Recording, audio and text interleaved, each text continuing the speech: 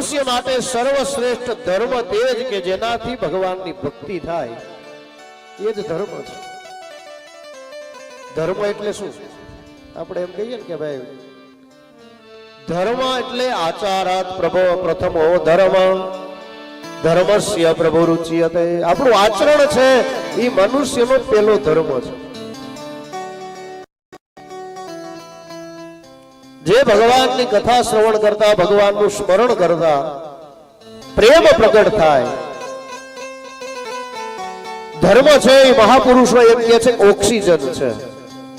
ધર્મ વગરનો કોઈ માણસ હોય જ નહીં. પણ આપણે જે ધર્મની વ્યાખ્યા કરીએ છીએ એ નહીં. બધાનો ધર્મ અલગ છે. જો વ્યક્તિ એક છે, ધર્મ એટલે ચાંદલો કરી લેવાનો, ફવારમાં પૂજા કરી નાખવી. અમારે એક ભાઈ ને ગામડાની વાત કરી, કદા હવારમાં થાય એટલું ધર્મ કરમ કરી લેવું, પછી તો કે ગામનું કરવું. એ ધર્મ નથી. ધર્મ એનું નામ કહેવાય તમારું સ્થળ બદલે, તમારું પાત્ર બદલે, ત્યાં તમારી સાથે ધર્મ જોડાયેલો છે. જો ઘરે તમે બેઠા છો, બાજુમાં તમારા બાળકો બેઠા છે, ત્યાં તમે પિતાનો ધર્મ નિભાવો છો. તમારા મા બાપની પાસે જ્યારે તમે બેઠા છો, ત્યાં તમે સંતાનનો ધર્મ નિભાવો છો. તમે અધિકારીઓ છો, પદાધિકારીઓ છો, તમે ઓફિસની અંદર બેઠા છો, ત્યારે તમારો એ ધર્મ તમે નિભાવો છો. દરેક વ્યક્તિ સ્થળની સાથે ધર્મ એનો નિભાવવાનો છે. ન્યાયાધીશ હોય, કોર્ટની અંદર ન્યાયાધીશ હોય, પણ ઘરે ન્યાયાધીશ ન હોય. ધર્મ છે સ્થળ, પાત્ર અને સમય પ્રમાણે ધર્મ તમારી સાથે છે. સ્વધર્મ નિભાવવાનો પ્રયત્ન વ્યક્તિ કરે, સ્વથી શરૂઆત કરનાર. જગતને સુધારવું આ જગતની અંદર મુશ્કેલ છે સાહેબ. રામ અને કૃષ્ણ આવ્યા અને એનો સમય પૂર્ણ થઈ ગયો અને ભગવાન જતા રહ્યા. જગત એમને જ ચાલે છે. એ નામ મુમકિન હૈ કે अपनी દુનિયા આપની મસ્તી છોડ દે, શક્ય નથી સાહેબ. દુનિયા છે પોતપોતાની રીતે, સૌ પોતપોતાના રીતે જીવે છે. અને પરમાત્મા હતા ને સાહેબ આ પૃથ્વી ઉપર, રામ હતા તો મંથરા હતી અને ધોબી હતો, અને ભગવાન કૃષ્ણ હતા ને ત્યારે પણ દંતવક્ત શિશુપાલ જેવા પણ હતા, શકુની હતા. બધું ચાલુ રહેવાનું છે. કથા છે ને આ ભગવાનની કથા, ઈ સાધના છે, સાધન નથી. સાધના કરીએ એટલે ફળ મળે. બિંદુ જ્યાં સુધી સિંધુની અંદર વિસર્જિત ન થાય ત્યાં સુધી બિંદુ જ રહે છે. સમુદ્રની અંદર ભળી જાય ત્યારે એ બિંદુમાંથી સિંધુ થઈ જાય છે. એવી દિવ્ય કથા. ધર્મ એટલે ધર્મના 4 ચરણ છે: સત્ય, પવિત્રતા, દાન અને તપ. આપણો ધર્મ જ્યારે 4 ચરણ ઉપર ઉભો હોય, 4 પગ ઉપર ધર્મ સ્થિર હોય, એનું નામ સતયુગ. સમયનું પરિવર્તન થાય, સમય વ્યતીત થાય અને યુગ બદલે એટલે ત્યાર પછી આવે ત્રેતા યુગ.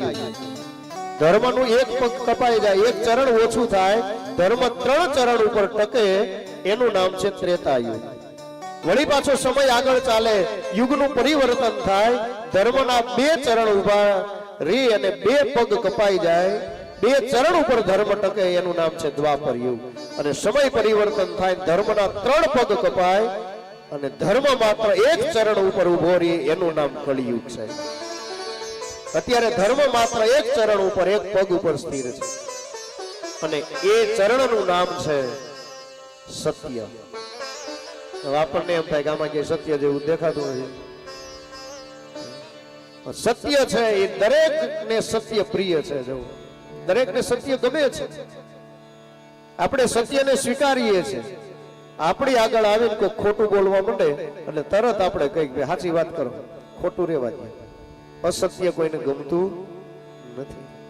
હૃદયની અંદર છે, આત્મા સ્વીકારે છે કે આ સત્ય છે, આ અસત્ય છે. આપણે કોઈકની આગળ જઈને ખોટું બોલી આવી એનો વાંધો નથી, પણ આપણી આગળ આવીને કોઈ ખોટું બોલે એટલે આપણે સ્વીકારશું. આ સત્યના આચરણ ઉપર ધર્મ ટકેલો છે. ધર્મ ઘણી બધી એની વ્યાખ્યાઓ છે. સાહિત્યની ભાષાની અંદર કીધું છે, ધર્મ વધે તો ધન વધે, ધન વધે મન વધી જાય, મન વધે પછી માન વધે, બધું વધત વધત વધી જાય. ધર્મ વધે એટલે ધન વધે. એમ થાય કે ભાઈ પૈસા વધે, પૈસા વધે તો વાંધો નથી, પણ ધન પ્રત્યેની આસક્તિ તો તમારી છૂટે છે. જ્યાં સુધી એમાં આસક્તિ છે ત્યાં સુધી આપણે બંધાયેલા છે.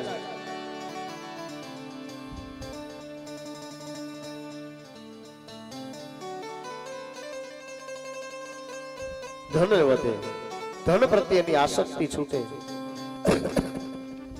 અને આસક્તિ છૂટે ને સાહેબ ધન પ્રત્યેની, ત્યારે જ એ ધન છે દાનની અંદર વપરાય, સત્કર્મની અંદર વપરાય, સારા કામ કરવાની અંદર વપરાય. નહીતર તો કે આટલા પૈસા આટલો ખર્ચો કરવો એમ કરતા મૂકી દો બેંકમાં, 9 વર્ષે પાકી જાય. 2-3 વાર એમ કે હજી મૂકી દો પાકી જાય. એ પૈસા પાકતા પાકે પણ એ પેલા આપણે પાકી જાય. ધનની આસક્તિ છે. अनीति से धन होत है रहे पंच के साथ, तुलसी द्वाग सवर समय जड़ा मूल से जा. तुलसीदास जी महाराज કહે છે કે અનીતિ થી કદાચ ધન તો ભેગું થઈ જાય હાલો, પણ ઈ આનો પણ સમય બતાવ્યો છે. કેટલા વર્ષ સુધી ટકે? રહે પંચ કે સાથ, કા 5 વર્ષ, કા 7 વર્ષ, અને કા 12 વર્ષ. 13મે વર્ષે ત્યાં કઈ હોય નહીં. શું કામ? અનીતિથી જે ભેગું કરેલું ધન છે. અનીતિ સે ધન હોત હે રહે પંચ કે સાથ. ધર્મની જ્યારે આપણે વ્યાખ્યા મહાપુરુષો બતાવે, ધન પ્રત્યેની આસક્તિ ઘટે એટલે ધર્મ કાર્યની અંદર તમારી સંપત્તિ વપરાય. ધર્મ છે પ્રાણવાયુ છે, ધર્મ છે ઓક્સિજન છે.